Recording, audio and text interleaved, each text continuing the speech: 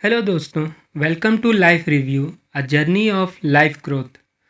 दोस्तों, अभी तक हम लोगों ने पिछली वीडियोस में गौर गोपाल दास जी द्वारा बताए गए जीवन के पहले और जीवन के दूसरे पहिए को समझा और आज इस वीडियो में हम लोग गौर गोपाल दास जी द्वारा बताए गए जीवन के तीसरे पहिए यानी कामकाज और जीवन को समझेंगे।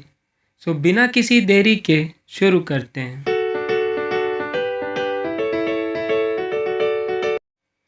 चैप्टर 13 प्रतिस्पर्धा के चौराहे पर। कार्यस्थल पर हमारा रुख अपने आप से तुलना और स्पर्धा करने के बजाय दूसरों से तुलना और स्पर्धा का रहता है। हैरी गौर गोपाल दास जी से कहते हैं कि मुझे अपने ऑफिस में लोगों से दोस्ती करने की ज़रूरत पड़ती है क्योंकि हमें साथ साथ योजनाएं पूरी करनी होती हैं, लेकिन यहाँ भी प्रतिस्पर्धा रहती है। मुझे इस प्रतिस्पर्धा का हिस्सा बनना ही पड़ेगा। अगर मैं ऐसा नहीं करता तो जो पदोन्नति मुझे चाहिए कभी नहीं मिलेगी। और तब गौर गोपाल दास जी हैरी को समझाते हैं कि मैं तुम्हारी उलझन समझता हूँ। प्रतिस्पर्धा एक मना स्थिति है जिसे हमें पुनः परिभाषित करना होगा। और फिर वह हैरी को एक घटना के बारे में बताते हैं। यह घटना उस समय की है जब वह कॉलेज में थे और वह सन्यासी नहीं बने थे। उन्होंने एक म्यूज़िक प्रोग्राम में पार्टिसिपेट किया था और जब वह गाना गाने आरंभ करते हैं तभी उन्हें रोक दिया जाता है और ऐसा 2-3 बार होता है। गौर गोपाल दास जी को आश्चर्य होता है। एक सप्ताह बाद उन्हें ज्ञात होता है कि जिस छात्र को चुना गया था उसी ने साउंड इंजीनियर के साथ मिलकर जानबूझकर माइक खराब कर दिया था ताकि गौर गोपाल दास जी वह कंपटीशन हार जाएं। तब गौर गोपाल दास जी सोचते हैं कि उनका तो किसी के साथ कोई विवाद भी नहीं, फिर उसने उनके साथ ऐसा क्यों किया। उन्होंने सोचा शायद यह ईर्ष्या या द्वेष के कारण होगा या अनियंत्रित महत्वाकांक्षा के कारण। और फिर वह हैरी को ईर्ष्या और द्वेष के बीच का अंतर स्पष्ट करते हुए बताते हैं कि जब कोई व्यक्ति दूसरों जैसा या उनसे बेहतर बनने की आकांक्षाओं पर अमल नहीं कर पाता तो वह उनके प्रति बुरी भावना रखने लगता है, जिसे ईर्ष्या कहते हैं। हालांकि यह भावना उसे भीतर से खाती है, फिर भी उसके पास इतना नियंत्रण होता है कि वह दूसरे व्यक्ति को हानि ना पहुंचाए। पर जब वह इस भावना पर अमल करता है, नियंत्रण नहीं रखता, तो ईर्ष्या द्वेष में बदल जाती है और द्वेष ही दूसरों के प्रति प्रतिस्पर्धी होने का आधारभूत कारण है, जिसके चलते कोई किसी भी स्तर तक जाना स्वीकार कर लेता है। वह आगे हैरी को समझाते हैं कि हम जीवन में उन लोगों से स्पर्धा करते हैं जिनकी कुशलता और दृष्टिकोण हमारे जैसा ही होता है। जब दूसरे व्यक्ति की कुशलता का हमारे जीवन पर कोई प्रभाव नहीं पड़ रहा होता, हम शायद ही कभी दबाव महसूस करते हों। स्पर्धा जीवन के प्रत्येक क्षेत्र में मिलती है। कुछ उदाहरण गिने तो खेलों में, व्यापार में, राजनीति में और कार्यस्थल पर। फिर हैरी गौर गोपाल दास जी से प्रश्न पूछते हैं कि अगर हम काम पर स्पर्धा नहीं रखेंगे तो क्या हम पिछड़ नहीं जाएंगे। तब गौर गोपाल दास जी कहते हैं कि स्पर्धा न होने का सवाल ही नहीं है। अगर तुम प्रगति करना चाहते हो तो स्पर्धा करनी ही होगी। अंतर केवल इतना है कि आप किससे स्पर्धा कर रहे हैं। बंद दिमाग के लोग अपने क्षेत्र में दूसरों को पीटते हुए आगे बढ़ना चाहते हैं। दूसरी ओर खुले दिमाग के लोग खुद को विकसित करते हुए आगे बढ़ते हैं। वे जानते हैं उनकी किसी के साथ प्रतियोगिता नहीं है, वे खुद ही अपने प्रतियोगी हैं। हर रोज वे खुद का बेहतर संस्करण बनने का प्रयास करते हैं, चाहे वह विकास बहुत थोड़ा ही क्यों ना हो। वह हैरी को आगे समझाते हैं कि यह सोचकर असुरक्षित होने के बजाय कि दूसरे हमसे आगे जा रहे हैं, हमें इस आत्मस्पर्धा की विचार प्रक्रिया को आत्मसात कर लेना चाहिए। हमें अपना भविष्य बनाने के लिए स्वयं ईमानदारी से प्रयास करना चाहिए। यह मनोभाव हमारे मस्तिष्क को न केवल द्वेष और असुरक्षा से मुक्त रखेगा, बल्कि सफलता और संतुष्टि की गहन अनुभूति और आपको अपनी संपूर्ण क्षमता तक पहुंचने में भी सहायता करेगा। परंतु हैरी फिर से गौर गोपाल दास जी से एक प्रश्न करते हैं, तो क्या आप यह कहना चाहते हैं कि दूसरों के साथ प्रतिस्पर्धा हमेशा बुरी होती है? और फिर गौर गोपाल दास जी इसका उत्तर देते हैं कि अगर हमें खुद की दूसरों से तुलना करनी पड़े तो हमें सकारात्मक मनोभावों की तुलना करनी चाहिए। उस व्यक्ति का बिना थके कार्य करने या अपने कौशल को चमकाने का मनोभाव प्रेरणादायी होगा। मुझे वैसा ही मनोभाव चाहिए। दोस्तों, ये थी चैप्टर 13 की समरी। आइए चलते हैं चैप्टर 14 की ओर। चैप्टर 14, आत्मखोज। जीवन में अपना उद्देश्य पाने के लिए आपको आत्मखोज की यात्रा पर अवश्य निकलना चाहिए। हैरी गौर गोपाल दास जी से प्रश्न पूछते हैं, आत्म सुधार और स्वस्पर्धा के लिए किस गुण की सबसे अधिक आवश्यकता होगी? और तब गौर गोपाल दास जी उन्हें बताते हैं कि अगर कोई एक गुण है जिसे मैं विकास की नींव समझता हूँ, तो वह है यह समझना कि तुम कौन हो। तुम अपने आप से केवल तभी प्रतियोगिता कर सकते हो जब तुम्हारे पास अपने सामर्थ्य, क्षमता और निश्चित रूप से अपनी कमियों का स्पष्ट अनुमान हो। फिर वह हैरी को विस्तार से समझाते हुए कहते हैं कि प्रत्येक व्यक्ति को विशेष प्रतिभा और निपुणता का उपहार मिला है। प्रत्येक व्यक्ति में कुछ न कुछ अनूठा होता है। अगर ईश्वर हमें वह प्रतिभा जिस दिन हम पैदा हुए थे सीधे उसी दिन दे देंगे, तो जीवन यात्रा में कोई उत्साह ही नहीं बचता। ईश्वर हमारी प्रतिभा, कौशल और क्षमता को ढककर रखते हैं ताकि हम उन्हें खोजने का अवसर मिले।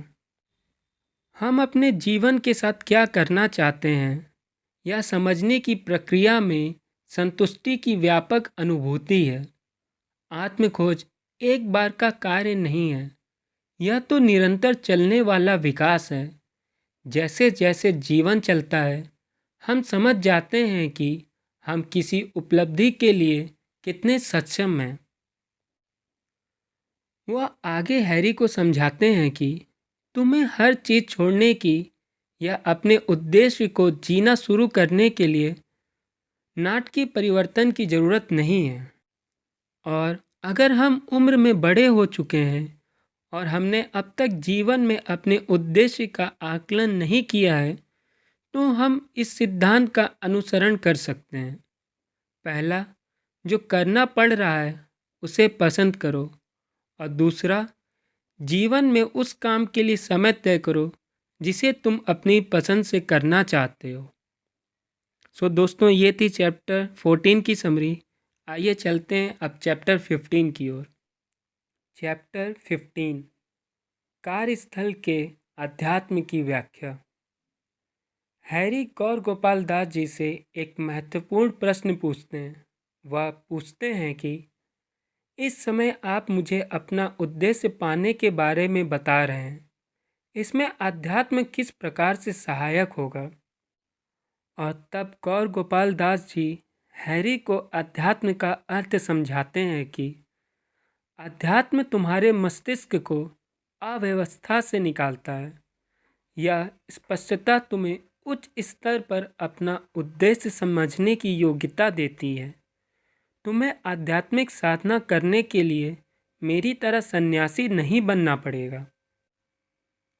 परंतु हैरी उनसे कहते हैं कि बहुत लोग ऐसा सोचते हैं कि यदि आप आध्यात्मिक साधना करेंगे तो आपकी भौतिक सफलता की महत्वाकांक्षा संकट में पड़ जाएगी।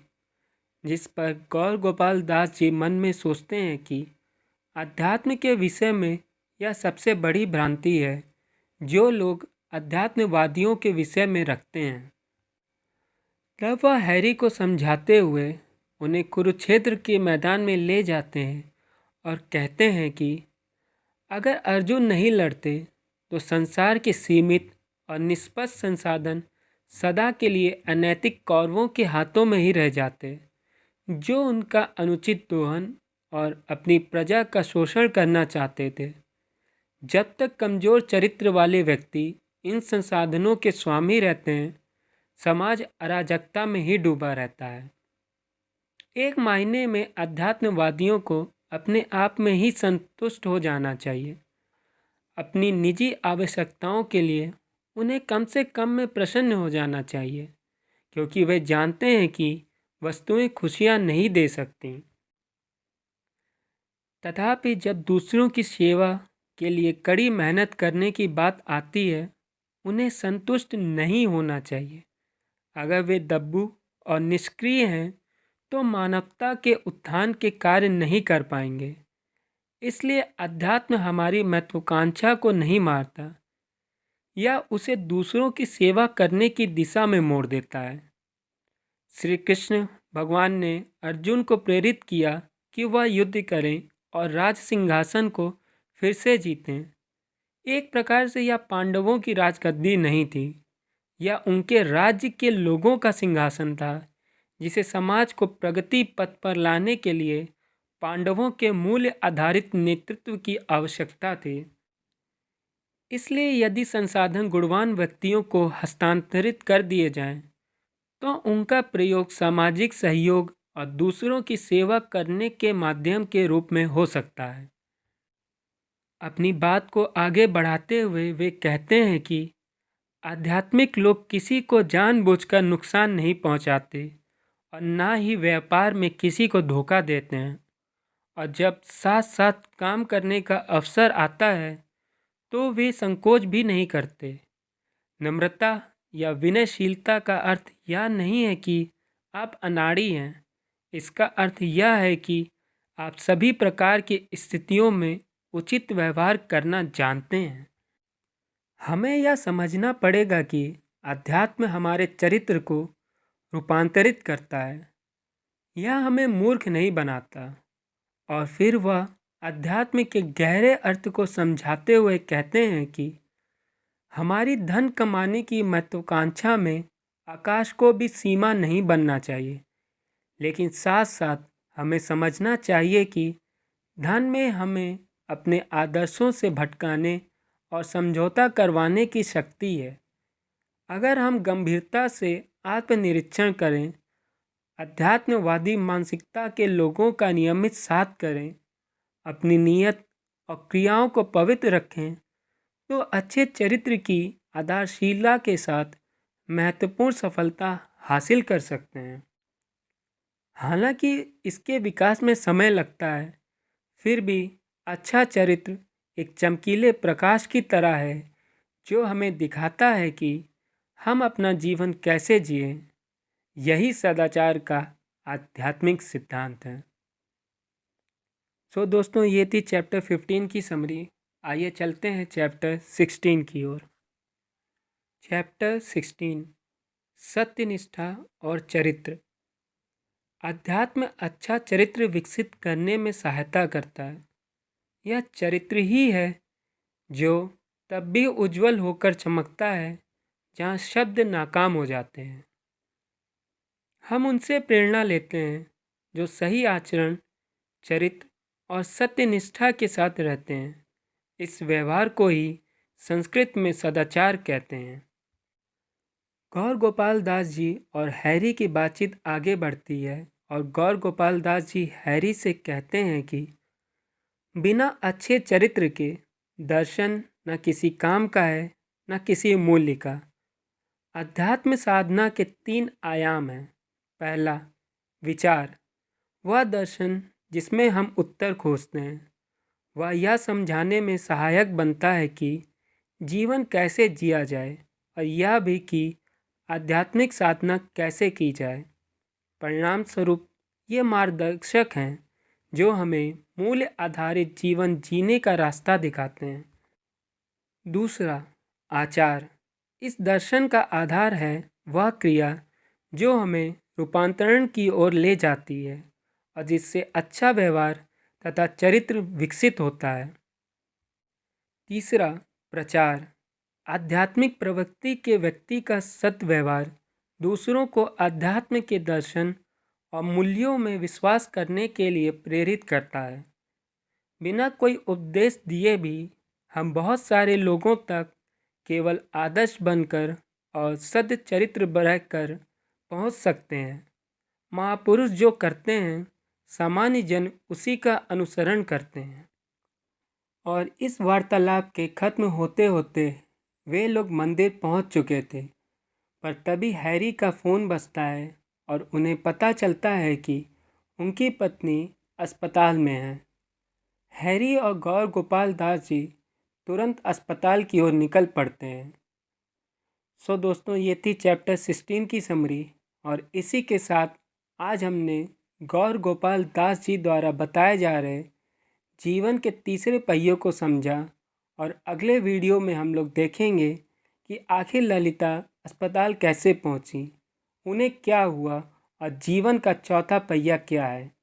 मिलते हैं आपसे अगले वीडियो में। जय हिंद।